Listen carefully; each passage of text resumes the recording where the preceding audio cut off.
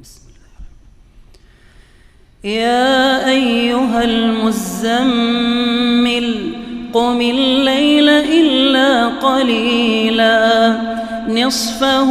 أو انقص منه قليلا أو زد عليه ورتل القرآن ترتيلا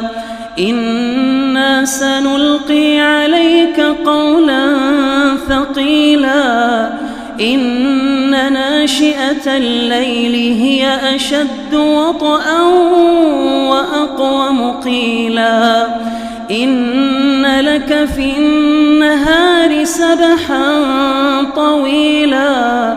واذكر اسم ربك وتبتل إليه تبتيلا رب المشرق والمغرب لا إله إلا هو فاتخذه وكيلا واصبر على ما يقولون واهجرهم هجرا جميلا وذرني والمكذبين أولي النعمة ومهلهم قليلا إن لدينا أنكالا وجحيما وطعاما ذا غصة وعذابا أليما يوم ترجف الأرض والجبال وكانت الجبال كثيبا مهيلا إنا أرسلنا إليكم رسولا شاهدا عليكم كما أرسلنا إلى فرعون رسولا فعصى فرعون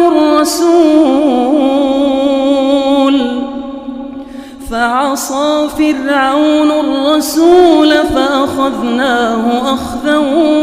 وبيلا فكيف تتقون إن كفرتم يوما يجعل الولدان شيبا السماء منفطر به كان وعده مفعولا إن هذه تذكرة فمن شاء اتخذ إلى ربه سبيلا إن ربك يعلم أنك تقوم أدنى من ثلثي الليل ونصفه وثلثه وطائفة من الذين معك والله يقدر الليل والنهار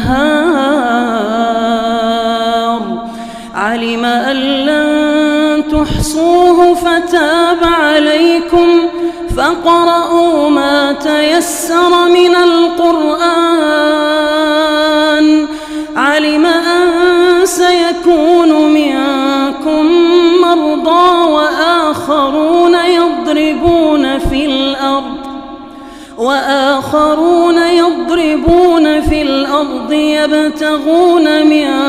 فضل الله وآخرون يقاتلون في سبيل الله فاقرؤوا ما تيسر منه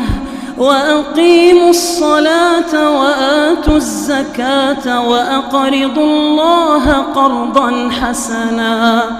وما تقدموا لأنفسكم من خير